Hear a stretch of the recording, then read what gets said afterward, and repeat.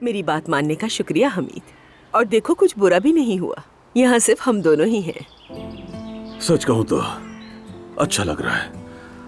अब आप भी सुकून का सांस लें। सब कुछ ठीक हो रहा है। उमर ने भी अपना फैसला बदल लिया है। अल्लाह करे। हमीद, हाँ, याद है हम बरसों पहले कितने ख्वाब देखा करते थे? अब वो ख्वाब सच हो गए हैं। हमारा घर, हमारा कारोबार सब ठीक चल रहा है। और अब वक्त आ गया है कि हम खुद को थोड़ा वक्त दें। उमर के फैसले के बाद तुम्हें अब रिटायरमेंट का सोचना चाहिए। हाँ, जिंदगी सिर्फ काम करने के लिए तो नहीं होती ना, बल्कि और भी कुछ होता है। घूमना फिरना, दुनिया देखना, खुद को वक्त देना। नाइला, तो क्या अब ये सब करेंगे हम? आप शायद इसे अहम नहीं समझते, मगर आपको अपनी सेहत का भी ख्याल रखना होगा। और इससे आप मजबूत रहेंगे, तवाना रहेंगे, तभी ये खानदान भी कायम रहेगा। कभी कभी मुझे लगता है कि आप काम को हमसे ज्यादा अहमियत देते हैं। नाइला, ये तुम्हें कहाँ से लगा? तुम अच्छी तरह जानती हो कि मेरा खानदान और तुम मेरे लिए सबसे ज्यादा अहम हो। तो फिर क्या हुआ हमीद? क्या आप थोड़ा पीछे हटने का वक्त नहीं आ गया? जानम, मैं अब वैसे भी कम ही ऑफिस जाता हूँ, मगर अभी मुकम्मल तौर पर नहीं छोड़ सकता। अभी नहीं, थोड़ा वक्त दो मुझे, फिर देख लेना, तुम्हें लगेगा भी नहीं कि मैं काम पर गया हूं।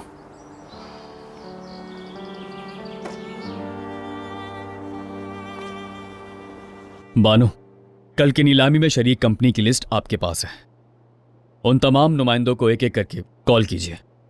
कहें ओस्तुर ग्रुप से उमर बात करना चाहते हैं। ठीक है, आप फिक्र ना करें। बहुत शुक्रिया।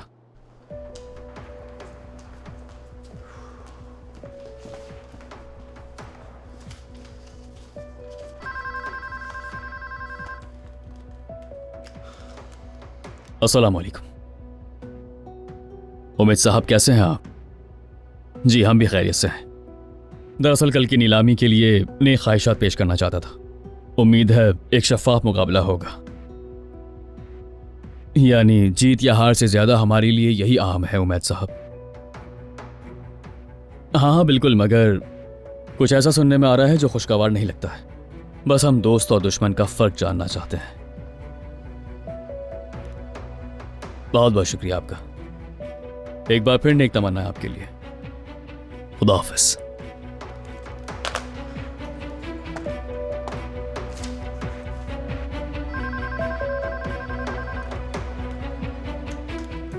अस्सलाम वालेकुम।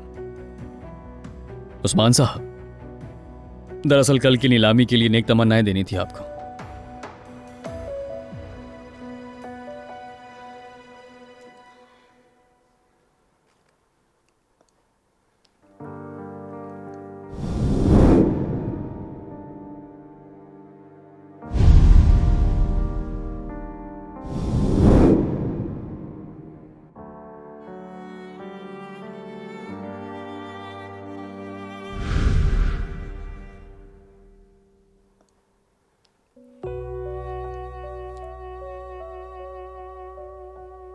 खैरियत है बेटी, क्या हुआ है? ठीक हूँ मलाहत साहिबा। जुमाना, बतूल इन दिनों बहुत। मुझसे बुतूल बुतूल का जिक्र मत करो, कोई बहाना नहीं। चलो आओ बैठो यहाँ। जुमाना,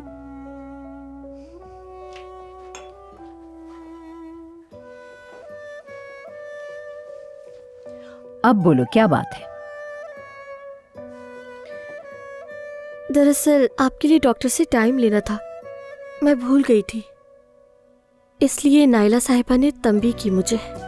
यानी डांटा? नहीं, ऐसी कोई बात नहीं। हकीकतन वो हक पर है।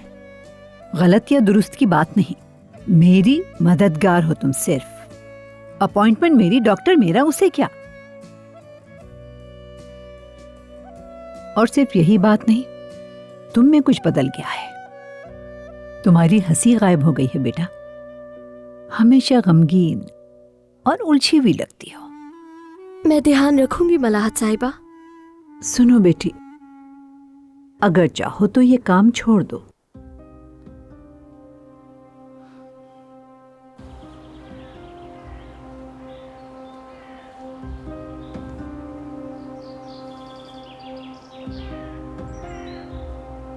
बिला वजह उदास मत हुआ करो मेरी जान। बिला वजह कहाँ, बस तुम्हारे लिए डरती हूँ।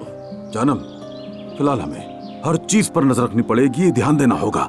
जोया, तुम जानती हो यूनिवर्सिटी में दाखिला नहीं ले सकी वो, उसका ध्यान इधर उधर है। औजान ने एक रात तो पकड़ी है, मगर अगर हम नहीं होंगे तो सब बिखर जाएगा, मुझे पूरा यकीन है। उमर को यहाँ रोकने के लिए मैं एड़ी चोटी का जोर लगा रहा हूँ। पता है मुझे, मैं समझती हूँ। इसीलिए तो मैं ना तो बच्चों को और ना ही अपनी बीवी को नजरअंदाज कर सकता हूँ। तुमसे वादा करता हूँ मगर अब कम काम करूंगा, ज्यादा वक्त घर पर और तुम्हारे साथ गुजारूंगा। बल्कि अगले महीने हम जा रहे हैं छुट्टी पर मजे करने। बताओ कौन सा मुल्क देखना है तुम्हें?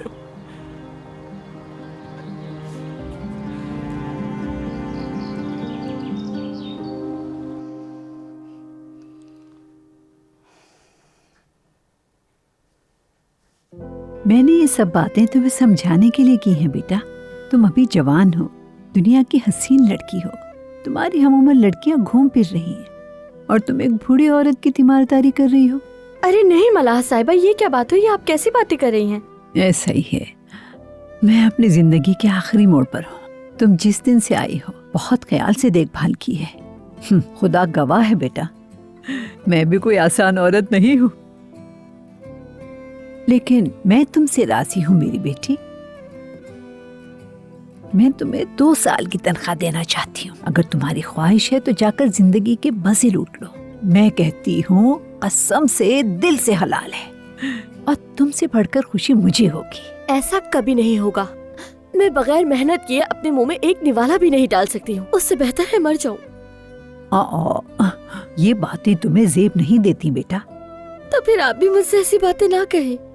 मैं यहाँ बहुत खुश हूँ। अपनी मेहनत से कमाती हूँ, अपना हक लेती हूँ और आपसे बहुत मोहब्बत करती हूँ। वादा करती हूँ खुद को संभाल लूंगी। अब सब कुछ बेहतर हो जाएगा। अगर आप चाहेंगी तो मैं रुक जाऊंगी यहाँ पर, और आप ना चाहेंगी तो क्यों नहीं चाहूंगी बेटा। अरे जुमाना, तुमने तो मेरी बात का मतलब ही नहीं समझा। अभी भी बच्ची हो तुम। खैर, आ जाओ आ जाओ। हाय मेरी प्यारी बच्ची, हाय मेरी प्यारी बच्ची। आह,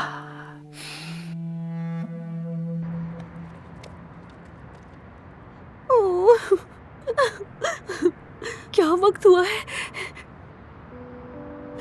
बहुत देर हो गई। नाज़ली,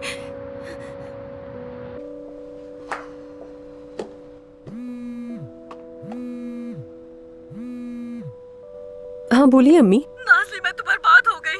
क्या हुआ, आप ठीक है? मैं खालदा बेगम के पास जा रही थी, रास्ता भूल गई हूँ, अब तक नहीं पहुँची। किस्मत मेरे दरवाजे पर आई थी, मगर मुझे तो समझ नहीं आ रहा कि क्या करूँ मैं। अम्मी बस ये बात थी यार। हाँ यही थी। अच्छा सुनो, वो जो बावर्ची लड़का है ना, उसे ले आओ, उसकी गाड़ी में ले चलो मुझे उस घर में। ठीक है बेटा? हाँ ठीक है अम्मी। और कुछ? यानी किस्मत में वाकई नहीं था। और वैसे भी मुझे ये बात दिल से अच्छी भी नहीं लगी थी। यानी अच्छा ही हुआ कि नसीहतें करना बंद करो। तुम्हें तो कॉल ही नहीं करनी चाहिए थी।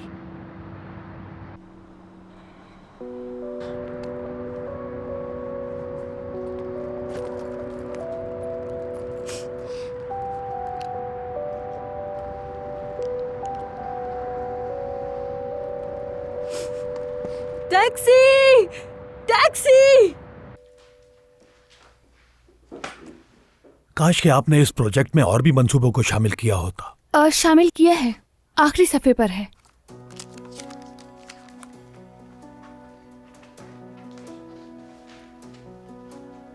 हिसाब बिल्कुल ठीक है? जी हाँ, मैंने खुद चेक किया है। उफ। फिक्र न करिए शरीफ साहब, हम तैयार हैं। ये ऑक्शन भी हम ही जीतेंगे, देखिएगा। मुझे कोई शक नहीं, लेकिन अगर मोहतात रहा जाए तो ज्यादा बेहतर है। कोई मसला नहीं होगा। आप मेरी बात को गलत मत समझिएगा। आप लोग तो ओस्तुर्ग ग्रुप हैं, आपके लिए बहुत अहम होगा, लेकिन हमारे लिए ये कहीं ज्यादा अहम है कि हम इसका हिस्सा बने, इसीलिए थोड़ा दबाव है। शुक्र है कि हमारे पास जायजा जैसे मेहनती लोग हैं। आप जिस मकाम पर हैं आज, वो इन्हीं की बदौलत है। हम दोनों का एक साथ बैठना भी आज इन्हीं की वजह से है। ये तो सच है। आयजा की सबसे अच्छी बात यह है कि ये बिना सोचे समझे कोई कदम नहीं उठाती। ये हमेशा बहुत सोच समझकर फैसले करती हैं। किसी भी मंसूबे में कोई भी चीज चाहे कितनी ही खूबसूरत क्यों ना लगे, ये तब तक सेटिस्फाई नहीं होती जब तक पूरी रिसर्च न कर लें। इसीलिए हमारी प्लानिंग मजबूत होती है। अगर सिर्फ हम जाहिरी खूबसूरती को देखकर जल्दबाजी करते तो आज हरगिज़ यहां ना होते। आपने सही कहा। तुम्हारा एक बार फिर शुक्रिया। आपका भी शुक्रिया शरीफ साहब।